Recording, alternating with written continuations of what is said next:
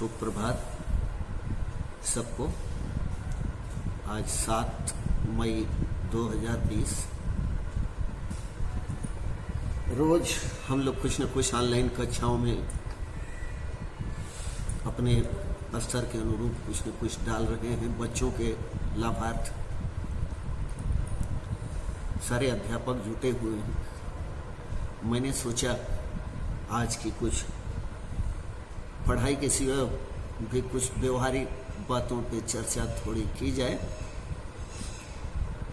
ये मेरे कुछ आंतरिक विचार हैं मन के, जो मन में आते रहते हैं। बच्चों से और अपने लोगों से चर्चा करनी चाहिए ताकि कुछ उसकी अनुभूतियां जो है और लोगों को भी हों कि मैं जो कह रहा हूँ वो सत्य है, सत्यता के करीब है। जो भी है, मैं चर्चा करना चाह रहा था सुख और दुख के संबंध में कि जीवन में व्यक्ति जो भी करता है वो अपने सुख के लिए ही करता है। वह सुख हमारे किए गए कर्म के अनुरूप परिणाम भी देते हैं और कर्म हमारे गड़बड़ हुए तो उसके दुष्परिणाम भी मिलते हैं। लेकिन कोई चाहता नहीं कि मुझे दुख की अनुभूति हो। तो जैसे हम जब बच्चे थे, पढ़ने का उद्देश्य पे थोड़ी सी चर्चा करें हम लोग कि पढ़ते हैं तो पढ़ने का कुछ उद्देश्य तो होना ही चाहिए कि हम क्यों पढ़ते हैं। आखिर 1 2 3 4 5 6 7 8 11 12 13 14 15 16 आखिर पढ़ते क्यों, इतनी कक्षाओं तक। तो हम लोगों को घरों पे भी सिखाया जाता है कि बेटा पढ़ोगे लिखोगे तो होगे नवाब, खेलोगे कूदोगे तो होगे खराब। और इसके अनुरूप हमारी प्राथमिक पाठशाला शुरू हो जाती है अपने घरों से ही। माँ बाप हमारे पहले गुरु हैं जो कि हमें समझाते हैं जीवन के उद्देश्य को। तो जीवन के उद्देश्य में बहुत सारी चीज़ें तो हमारे उस समय समझ में नहीं आती हैं, लेकिन ये होता है कि हम पढ़ने जाएंगे तो हमें पैसा मिलेगा तो फिर जो है कुछ खरीदेंगे खाएंगे, ये चीज़ें थी। आज कोरोना काल में वो भी संकटमय हो गया कि पैसा लेंगे तो खरीदने में संकोच करेंगे कि भाई यदि हम कुछ खरीदेंगे अलाभकारी न हो जाए। और जब धीरे धीरे हम लोग अगली कक्षाओं की तरफ बढ़ते रहते हैं, वह हमें प्रेरित करते हैं। आगे के कक्षाओं के बच्चे जो है वो उनको लगने लगता है कि मैं अच्छा हूँ यदि तो गुरुजी हमें अच्छा नंबर देंगे, कॉपी में अच्छा लिखेंगे और अच्छे लिखने का परिणाम हमें अच्छा मिलेगा। उस समय कुछ हमें सुखद अनुभूति कराता है। 2 में 3 में 4 में हम लोग पढ़े थे, उस समय के अंक तो हमें याद भी नहीं है, लेकिन हम लोग पास होके आए हैं, ऐसा ये है। उसी तरह जो बच्चे हमारे यहाँ 11वीं 12वीं तक पहुँचे होंगे उनको भी है, या जो बच्चे आगे निकल गए जो अब बहुत सारे जगहों पे बहुत सारे पदों पे कार्यरत होंगे, उनको भी ऐसा होगा कि हम जो है पढ़ते थे कभी 2 3 4 यहाँ प्राइमरी पाठशाला थी हमारी, फिर से मिडिल स्कूल था, फिर इंटरमीडिएट या हायर सेकेंडरी जिसे कहते हैं वहाँ पहुँचे, फिर डिग्री कॉलेजेज में पहुँचे और अपनी आवश्यकता अनुसार हमने अध्ययन को जारी किया।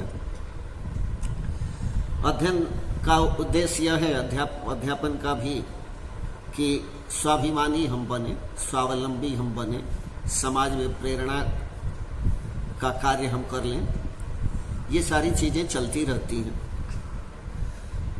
इन्हीं सब चीज़ों को सोचकर मैंने सोचा कि आज थोड़ी बच्चों से क्यों ना इस विषय पे चर्चा की जाए, क्योंकि कक्षाओं में होते हैं सामने तो मैं कुछ न कुछ कहता रहता हूँ, लेकिन ऑनलाइन क्लासेज में कहने में थोड़ा संकोच होता है कि गुरुजी पढ़ाते भी हैं या केवल यही काम करते हैं। तो रिस्क लेकर ही मैं कह रहा हूँ, इस पर चर्चा थोड़ी हो जाए कि हम क्यों पढ़ते हैं। तो 10वीं कक्षा पास करते हैं, फिर 12वीं कक्षा पास करते हैं, फिर ऐसे ही परिणाम मैं जब चर्चा कर रहा था कि जब परिणाम आया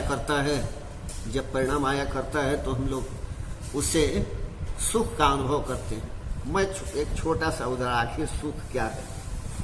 यदि हमें कोई चीज़ प्रिय लगती हो खाने में, जैसे मैं कहूँ कि खाने में मिठाई अच्छी लगती है।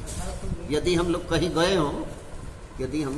गए हों और मिठाई की मात्रा बड़ी कम मिली तो ये होता है कि एक आध दो और मिल जाता तो अच्छा था, या कोई भी चीज़ जो अच्छी है वह हमें थोड़ी सी मिलती है तो अभी इच्छा हमारी मरती नहीं है, कहती है कि भाई और होता तो अच्छा था।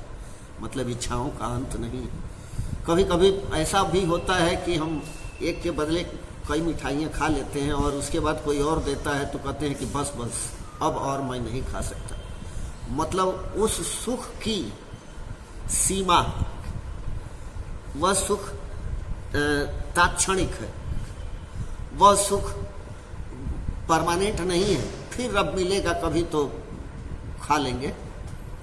तो ये सुख जो है परमानेंट है नहीं, लेकिन जीवन का उद्देश्य है परमानेंट सुख की तलाश। जीवन का उद्देश्य हमारे परमानेंट सुख की तलाश है। ये सारे सुख तो अब हम एजुकेशन लेकर आगे बढ़ेंगे तो गृहस्थ जीवन में प्रवेश करेंगे, या फिर नौकरी चाकरी या तो जो भी धंधा है व्यापार हमें होगा वह करेंगे। फिर चाहेंगे कि हम अच्छा सा घर बना लें, वह भी पूरा हो सकता है, हो जाएगा यदि हम अपना कर्म करते रहेंगे।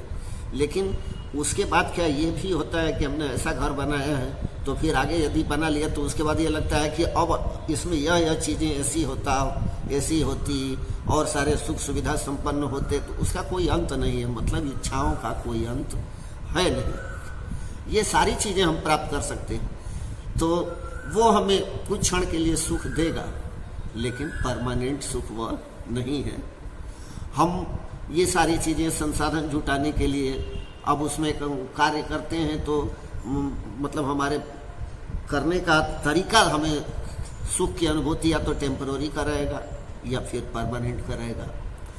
तो हम ऐसे जहाँ सुविधाएं कम होंगी वहाँ और लोगों से हम चाहते हैं कि और लोग ना जान पाएँ, हम ही कर लें, हम कर लेंगे तो हमारा हो जाएगा, हम अच्छे हो जाएंगे। मतलब कि कहीं न कहीं ईर्ष्या, मद, लोभ, क्रोध, अहंकार ये चीज़ें हमारे सुख के प्राप्ति में सहायक होंगी, और जब इस तरह से सहायक होंगी तो हमें सुख परमानेंट कभी मिलता नहीं है।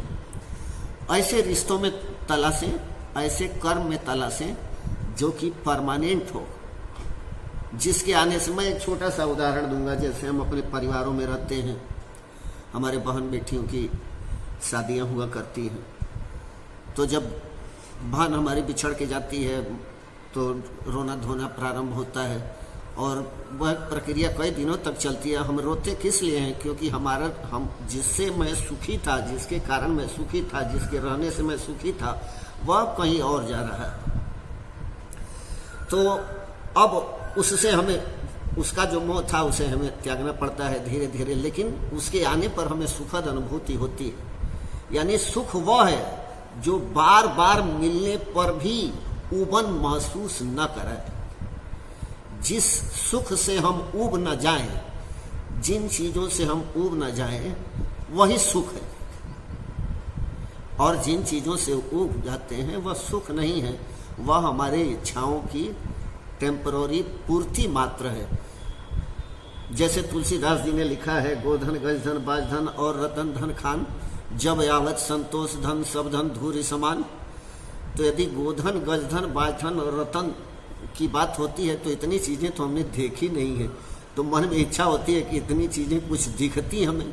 एक तो तरीका है कि कुछ लोग प्राप्त कर लेते हैं कि उसके कुछ के पास होता है, और कुछ लोग प्राप्त कर लेते हैं, और कुछ लोग प्राप्त कर ही नहीं सकते, केवल जान ही सकते हैं कि गोधन गजधन और बाजधन रतन ये बहुत सारी चीज़ें हो सकती हैं। तो जब ये बहुत सारी चीज़ें होंगी और केवल हम देखे रहेंगे और कहा जाएगा कि संतोष कर लीजिए, तो वो हमें दुख देता है, वो हमें सुख नहीं प्राप्त करा सकता। लेकिन कहा जाता है कि हमने जो कर्म किया है उसके अनुसार ये नहीं मिल पा रहा है, तो हमें दुख कहीं न कहीं किसी कोने में रहता है। लेकिन उसे प्राप्त भी कर लिया जाए तो उसके बाद इच्छाएं हमारी मर नहीं जाती। तो जब हमारी इच्छाएं जब तक अतृप्त रहेंगी तब तक हम दुख का अनुभव करेंगे। सुख क्या है? संतुष्टि। तो वह संतुष्टि अपने कर्म से कर ली जाए, अच्छे कर्म करें अच्छा पढ़ें लिखें, अच्छा नागरिक बने, अच्छे समाज में अपने को स्थापित कर लें, अपने माँ बाप दोस्त मित्र जो भी हैं उनसे अपने संबंधों को इस तरह रखें कि जिनके मिलने पर हमेशा हमें सुख की अनुभूति हो, और आने पर ऐसा लगे कि अरे भाई वो फलां आ गए, बड़ा अच्छा लगेगा, बहुत मज़ा आएगा, है ना, ये बहुत अच्छे हैं, इनके आने से हमें बड़ा अच्छा लगता है, जाने से इनके हमें बड़ा कष्ट होता है। बिछड़त एक दारुण दुख दीना और मिलत एक दुख वेग हर लीना, ये भी कहा गया है। तो सुख वह है कि मिलने से जिसके दुख खत्म हो जाए। तो मिलने से दुख खत्म हो जाए तो इसका मतलब केवल यह नहीं कि हमें चोट लगी है, पेट में दर्द है, सर में दर्द है, हमने दवा की गोली खाई और झटपट जब आराम मिला तो हमें सुख की अनुभूति होती है, लेकिन वह टेम्पररी है, वह परमानेंट है नहीं। तो परमानेंट है क्या? मैंने बताया कि जिसके रहने मात्र से, जिसके आने मात्र से सुख की अनुभूति हो। जैसे आप लोग जो है अभी स्कूल आने के लिए कितने व्यग्र होंगे कि जो है हम अभी स्कूल हम जा नहीं पा रहे हैं। क्यों भाई? न जाने का कारण क्या है? ये कोरोना प्रकृति प्रदत्त एक ऐसा दुख आया हुआ है कि लोगों के संपर्क में आने से ही जो है दुख होगा और जीवन ले सकता है, ऐसा दुख हो सकता है। तो हम घर रह के सुखी रहें, स्वस्थ रहें और स्वच्छता बरकरार रहें। हम लोगों ने यह सेशन जब शुरू किया था तो इस सेशन के शुरुआत में ही स्वच्छता, वृक्ष लगाना और बहुत सारी चीज़ों के बारे में बताया जा रहा था, लेकिन हम लोगों को तो ये नहीं मालूम था कि स्वच्छता करते करते भीड़ से हम लोगों को हट के अकेले में हो जाना पड़ेगा। तो अब अकेले रहने का यह जो कष्ट है इसे हमें झेलना पड़ेगा। मैं रोज़ आपके लिए अपने विद्यालय के अध्यापकों के साथ लगा हुआ हूँ कि आपको कुछ सुखद अनुभूति करा सकूँ। मैं रोज़ उस आपने पढ़ा है द सेल्फिश जायंट, जिसमें कहा गया है how happy we are here, लेकिन अब हाउ हैप्पी मैं यहाँ कैसे रह सकता हूँ जब सारे लोग नहीं हैं। तो मेरी हैप्पीनेस का कारण हो सकता था यदि सारे छात्र, सारे गुरुजन एक साथ रहते, क्योंकि पहले भी उबाव जो है एक जगह इकट्ठा होने पर ही सुख हुआ करता था, आज भी इकट्ठा होने पर ही सुख है। लेकिन प्रकृति कह रही है कि एक जगह इकट्ठा होंगे तो समस्या खड़ी होगी।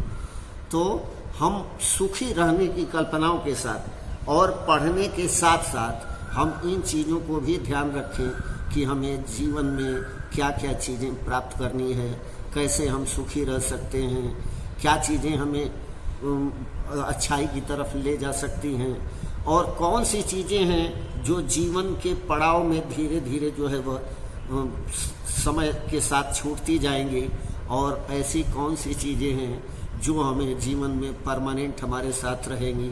कहा जाता है ज्ञान जो है वह परमानेंट अपने साथ रहता है और ज्ञान हमें अच्छे कर्म की तरफ प्रेरित करता हो, ज्ञान हमें अच्छे लोगों से मिलाता हो, ज्ञान हमें ऐसे लोगों से मिलाता हो जिनके स्मरण मात्र से ही सुख की अनुभूति होती हो। तो ऐसी चीज़ों को हमें निश्चित ही करना चाहिए। ऐसे लोगों को हमेशा ही सम्मान की दृष्टि से देखना चाहिए, ऐसे लोगों को हमेशा ही प्रेम की दृष्टि से देखना चाहिए, ऐसे लोगों को हमेशा ही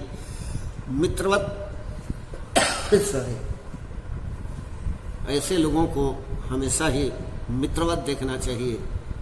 और मित्र, असली सुख कहाँ है? फूल में नहीं है असली सुख, अच्छाई दिखता है, उसके सुगंध में सुख है। वह सुगंध जो है आपके स्मरण शक्ति में, आपके मस्तिष्क में, मनोमस्तिष्क में छा जानी चाहिए, जिससे कि सुख का सही अनुभव ज्ञान कर हो सके। केवल फूल देखने पर ही खुश होंगे ऐसा नहीं है। फूल के सुगंध के स्मरण को स्मरण कर रखें और जाने कि यह भी सुख का एक कारण है। अच्छी चीज़ें प्राप्त करें, जीवन पर्यंत रहें अपने को अच्छा बनाएं, ताकि लोग आपका स्मरण करके भी जाने कि नहीं भाई कोई न कोई तो हमारे संपर्क में है जो अच्छा है, जिसके स्मरण होने मात्र से ही जो है हम लोग सुखी हो सकते हैं। तो इसलिए हमेशा ही हमारे पढ़ने का या शिक्षा प्राप्त करने का उद्देश्य देश में अच्छा नागरिक बनने के साथ साथ अच्छा आचरण करने वाला भी होना चाहिए। केवल एजुकेशन हम प्राप्त कर लें, डीएम हो जाएं और हमें बोलने का मैनर न मालूम हो, तो education without culture is of no use, ऐसा कहा है सरदार वल्लभ भाई पटेल ने। तो हमें ध्यान रखना होगा कि एजुकेशन हमने प्राप्त किया है या एजुकेशन हम प्राप्त कर रहे हैं तो क्या हम सुसंस्कृत हैं, क्या हम अपने बड़े लोगों का, क्या हम अपने आसपास के लोगों का, क्या हम अपने अच्छे लोगों का आदर करते हैं, या क्या हम अपने आसपास के लोगों का अपने कर्म से सुखी होने का अनुभव कराते हैं। यदि कराते हैं तो अच्छा है, यदि नहीं करा पा रहे हैं तो निश्चित ही ऐसे कार्य करें जिससे कि आप सब लोग जीवन में अच्छी उपलब्धि प्राप्त करें। और अच्छी उपलब्धि प्राप्त करने के लिए हमें अच्छे कर्मों को करना पड़ेगा, अच्छे रास्तों से गुजरना पड़ेगा, अच्छी पुस्तकों से होकर गुजरना पड़ेगा। अच्छे रास्तों से जब हम गुजरेंगे तभी हम दूसरों को भी, लोग कहते हैं कि अच्छाई ढूंढने से नहीं मिलती। आप यदि अच्छाई केवल दूसरों में ढूंढते फिरेंगे तो अच्छाई नहीं मिलेगी। किसी और को यदि तलाश है तो आप अच्छे हो जाएं। आप यदि अच्छे हो जाएंगे तो लोग आपकी तरफ आकर्षित होंगे। कम से कम लोगों की तलाश तो आप तक आके पूरी होती हो कि मैंने अच्छा कुछ देखा है, अच्छे व्यक्ति से मिला हूँ, अच्छे आचरण वाले से मिला हूँ, अच्छा व्यवहार करने वाले से मैं मिला हूँ। तो ये सारी चीज़ें होनी चाहिए तो आप अच्छे हो जाएं। Be good, don't think that others will become good and you will find everything good.